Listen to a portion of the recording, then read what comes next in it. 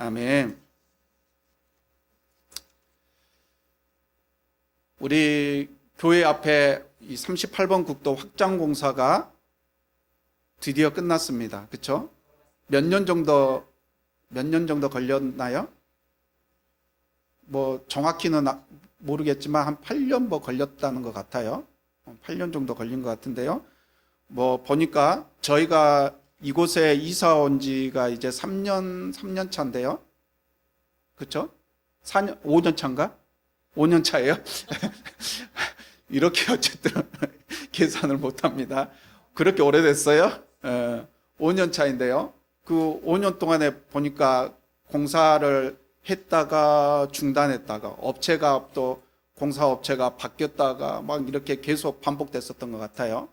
어쨌든 그러다가 이제 드디어 올해 들어서 이제 공사가 마무리가 됐습니다. 오늘 본문에서도 제2성전 건축 공사를 하는 중간에 중단되는 그런 얘기가 나오고 있습니다. 바벨론 포로 귀환 후 이스라엘 백성들은 성전을 다시 건축하기 시작하는데요. 에스라서 4장 마지막 절 말씀을 보니까, 오늘은 우리가 5장 말씀을 봤는데요. 4장 마지막 절 말씀을 보니까 대적들의 방해 공작으로 성전 건축이 중단되었다라고 했습니다. 중단된 기간은 약 16년이라고 합니다. 16년이 지나서 오늘 본문 이제 5장에 와서 오늘 본문에 보면 성전 건축 공사를 다시 시작하고 있습니다. 16년이라는 기간은 결코 짧은 기간이 아니죠. 우리 여기 공사는 8년도 길다고 생각을 했는데 그거의 배잖아요. 16년. 16년 기간 동안 공사가 중단이 됐었던 거예요. 그렇다면 도대체 왜 공사를 다시 시작하는데 그렇게 긴 기간 16년이라는 시간이 걸렸을까요? 그런 오랜 시간이 걸렸을까요? 자, 성전 건축이 중단된 이유는 대적들의 방해 공작 때문이라고 했죠. 그 후 공사를 재개하는데 16년이나 걸렸던 이유는 우리가 학개서, 오늘 학개와 스가랴 선지자가 예언을 했다고 했잖아요. 근데 이 학개서가 있어요. 성경에. 학개서 1장에 왜 이렇게 오랫동안 16년이라는 기간 동안 공사가 중단이 됐고 빨리 다시 재개를 하지 않았는지 그 이유가 나와 있는데요. 학개서 1장 2절부터 4절 말씀입니다. 만군의 주님께서 이렇게 말씀하신다. 이 백성이 말하기를, 이스라엘 백성이죠. 이 백성이 말하기를 때가 되지 않았다. 주님의 성전을 지을 때가 아직 아니다. 되지 않았다고 한다. 학개 예언자가 주님의 말씀을 받아 전한다. 성전이 이렇게 무너져 있는데 지금이 너희만 잘 꾸민 집에 살고 있을 때란 말이냐. 학개가 이렇게 지금 예언을 하고 있는 거예요. 이스라엘 백성들에게. 오늘 본문 1절 말씀해 보시면 학개와 스가랴 선지자가 하나님의 이름으로 유다 사람들에게 하나님의 말씀을 선포하게 되죠. 예언했다고 했습니다. 학개서 1장은 그때 그 에스라 말씀, 오늘 본문에 나오는 그 학개 선지자가 예언하던 그 내용이 학개서 1장에 나와 있는 거예요. 그 말씀 속에서 성전 건축이 재개되기까지 왜 16년이라는 그렇게 긴 시간이 필요했는지, 걸렸는지 그 이유를 설명해 주고 있습니다. 2절 말씀해 보니까 학개서 1장 2절입니다. 이스라엘 백성들이 공사 재개를 어떻게 하고 있어요? 계속 미루고 있죠. 아직 때가 아니다. 아직 때가 아니야. 아직 할 준비가 안 돼 있어. 때가 아니야. 70년이나 방치되어 있던 그 고향 땅으로 다시 돌아왔으니까요. 70년이 방치되어 있으면 그 땅이 엉망이 돼 있겠죠. 뭐 풀도 우리 1년만 그냥 잡초 제거를 안 해도 그냥 무성해지잖아요. 그렇죠? 관리를 안 한 땅은 풀이 잡초로 그냥 무성해지잖아요. 70년이나 방치되어 있던 그 고향 땅으로 돌아왔으니까 얼마나 할 일이 많았겠어요. 집도 새로 지어야 했을 테고요. 뭐 길도 새로 닦아야 했겠죠. 그리고 밭도 지금 잡초로 그냥 무성한 그런 상태였을 테니까 다시 밭도 새로 만들고, 어디가 밭이고 어디가 뭐 들인지 뭐 구분이 갔겠어요? 밭도 새로 만들어야 됐을 테고, 또 다시 기경도 해야 됐을 테고, 아무것도 없는 밑바닥에서 새로 시작해야 하니까 얼마나 일이 많고 또 힘들었겠어요? 그러다 보니 백성들은 성전 건축을 계속 다음으로 그렇게 미뤘었던 겁니다. 하나님은, 그리고 하나님에 대한 신앙은 우선순위에서, 이스라엘 백성들 가운데 우선순위에서 계속 뒤로 밀려났던 거죠. 우리의 모습을 보는 것 같지 않습니까? 여러분의 삶 속에서 하나님은 몇 번째입니까? 우선순위에 몇 번째입니까? 설교 준비를 하면서 저를 돌아보니까요, 저도 계속 미루고 있는 하나님의 일이 한 가지가 있더라고요. 지난 여름에 전도지와 전도용품이 모두 다 바닥이 났는데요, 그때부터 지금까지, 여름에서 이제 겨울이 다 왔는데, 다가오고 있는데, 그때부터 지금까지 그 새로운 전도지 제작과 전도용품 신청을 계속 미루고 있는 겁니다. 전도는 지금 당장 안 한다고 해서 무슨 뭐 큰 문제가 생기는 건 아니잖아요. 그렇죠? 그러다 보니까 당장 급한 일들을 우선으로 처리하게 되고, 전도지 제작과 전도는 자꾸 뒤로 미루고 있었던 겁니다. 오늘 본문 2절 말씀을 보니까 학개 선지자를 통해 선포된 하나님의 말씀을 듣고 수룹바벨과 예수아가 앞장서서 성전 건축 공사를 다시 시작하게 됩니다. 1절과 2절 말씀을 통해서 우리가 깨달을 수 있는 점이 있는데요, 먼저 우리는 1절 말씀대로 하나님의 말씀을 듣고, 예언의 말씀, 선지자의 예언의 그 말씀을 듣고 읽고 묵상해야 한다는 것입니다.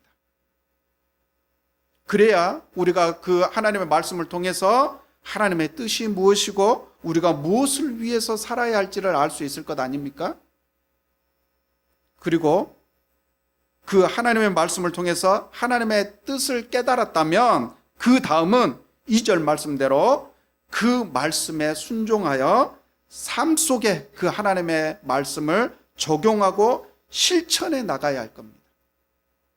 학개서 1장 12절 말씀을,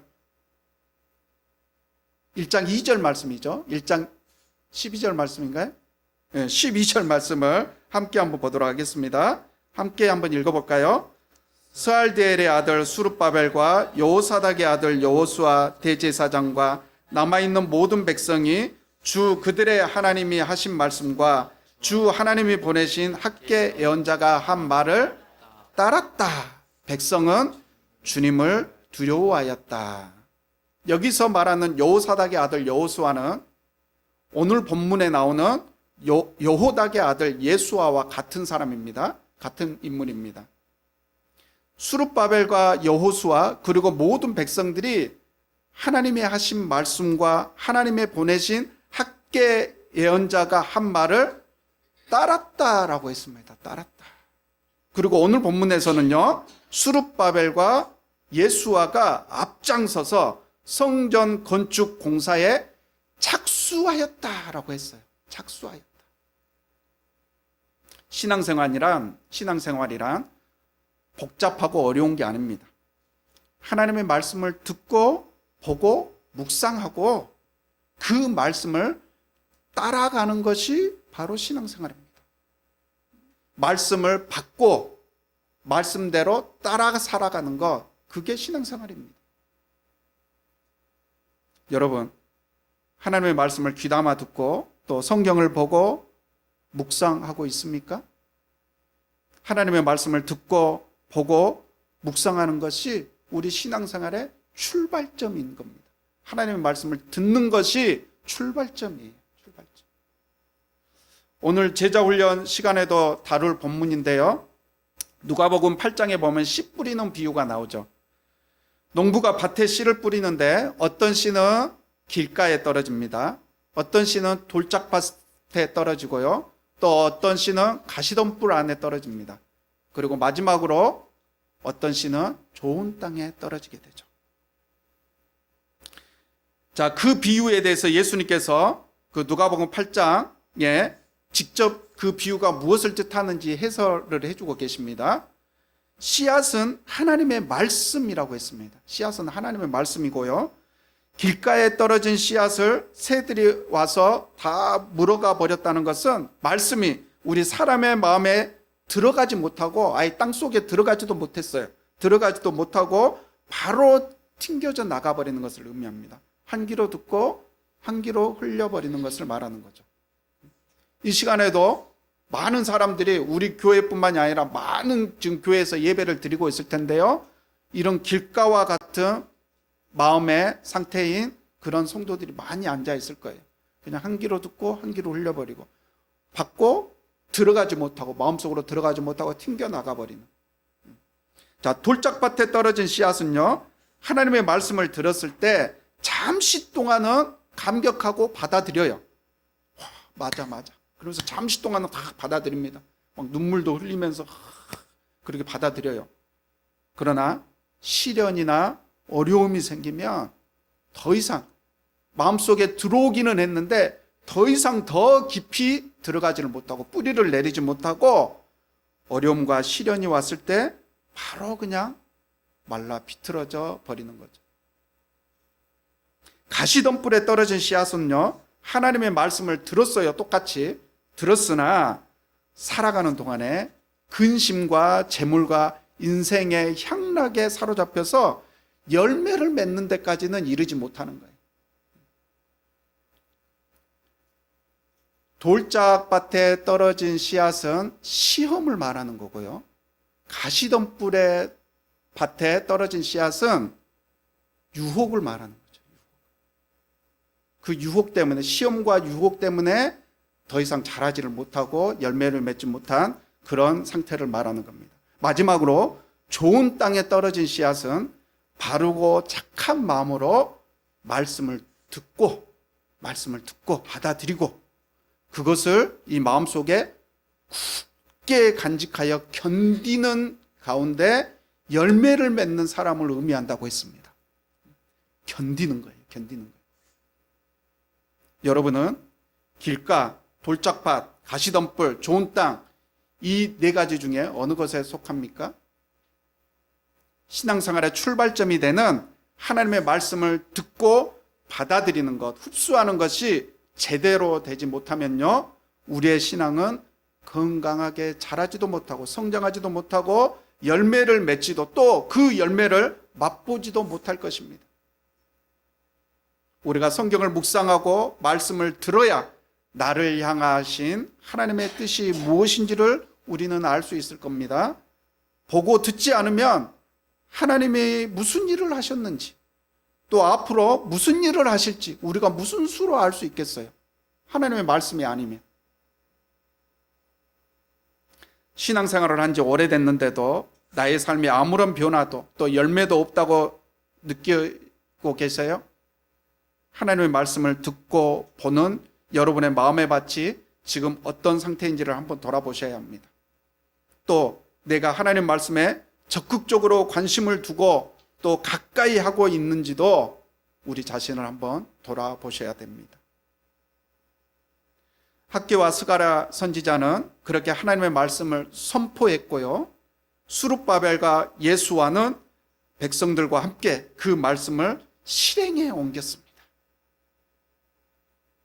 우리가 하나님의 말씀인 성경을 묵상할 때요, 단순히 지적 호기심을 채우거나 또 지식 습득을 위해서 성경을 보면 안 됩니다. 우리는 성경을 볼 때 말씀 안에서 하나님의 뜻을 찾고 그 뜻에 순종하고 그 말씀을 실천하기 위한 그런 분명한 목적을 가지고 우리는 성경을 봐야 돼요. 우리 한국 사회에서 우리 그리스도인들이 이렇다 할 영향력을 못 끼치고 있는 이유가 뭡니까? 성경에 대한 지식이 부족해서입니까? 성경에 대한 지식 수준은 과거에 비해서 월등하게 높아졌다고 생각합니다. 말씀을 삶 속에 적용하고 실천하는 그리스도인들은 반면 오히려 줄어들고 있는 것, 그것이 원인 아닙니까? 가만히 보면요, 재물에 대한 인식과 또 다루는 방식이 예수님을 믿는 사람이든 예수님을 믿지 않는 사람이든 별반 다른 게 없더라고요. 또한 약한 자들을 돌아보고 이웃 사랑을 실천하기보다는요, 교인 수를 늘리고 건물과 시설을 확장하는 데만 모든 에너지를 집중했었던 게 사실입니다. 이제 우리는 말씀으로 돌아와 먼저 하나님의 말씀을 보고 듣고 이어서 그 말씀을 삶 속에 적용하고 실천하는 그런 우리 모두가 될 수 있어야 할 것입니다.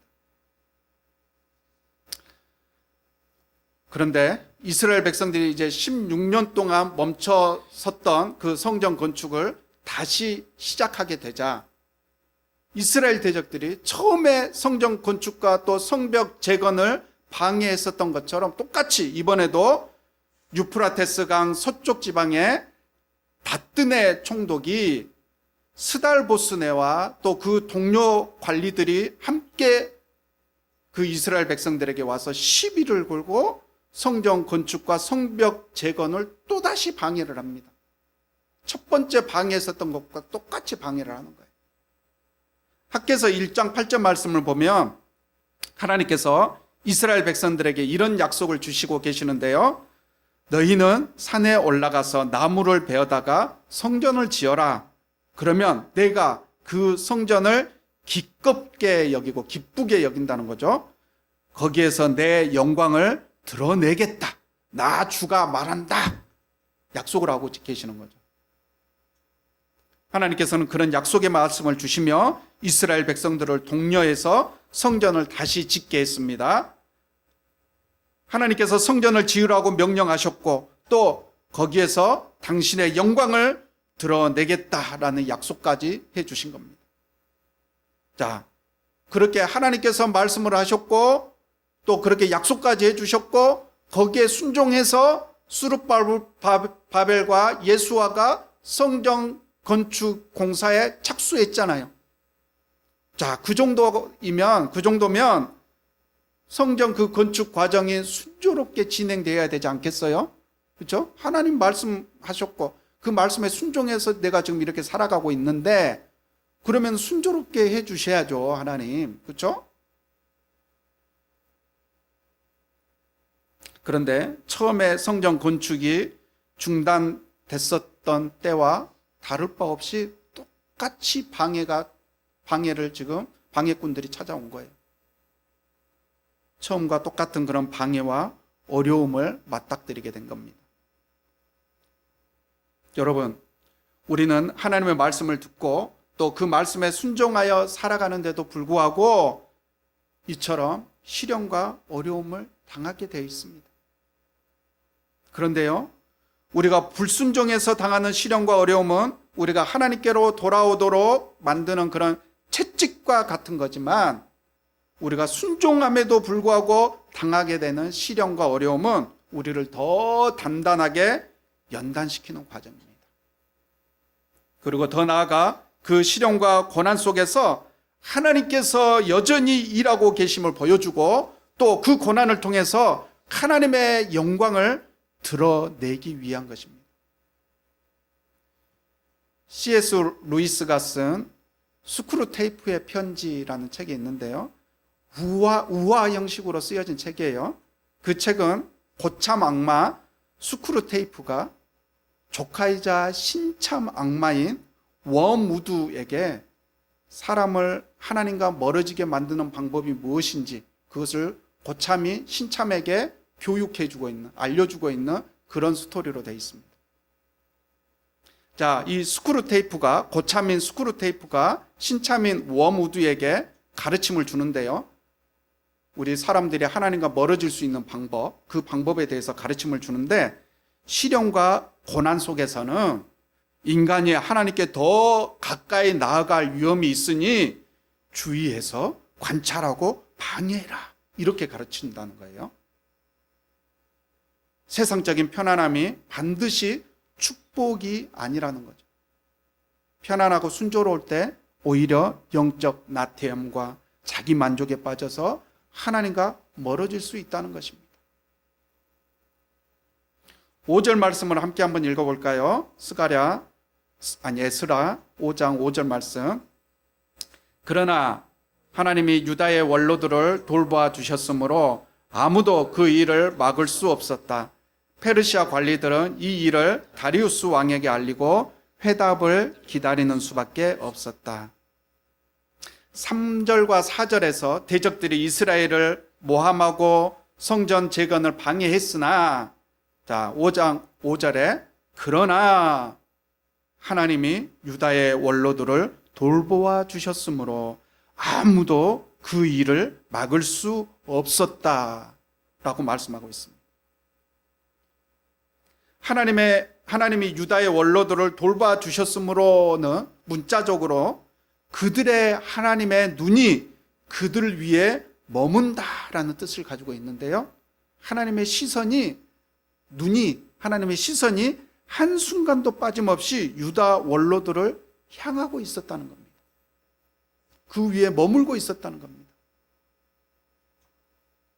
여러분, 우리가 하나님 말씀을 따라 살아가려 할 때 반드시 방해거리와 방해꾼들이 나타날 겁니다.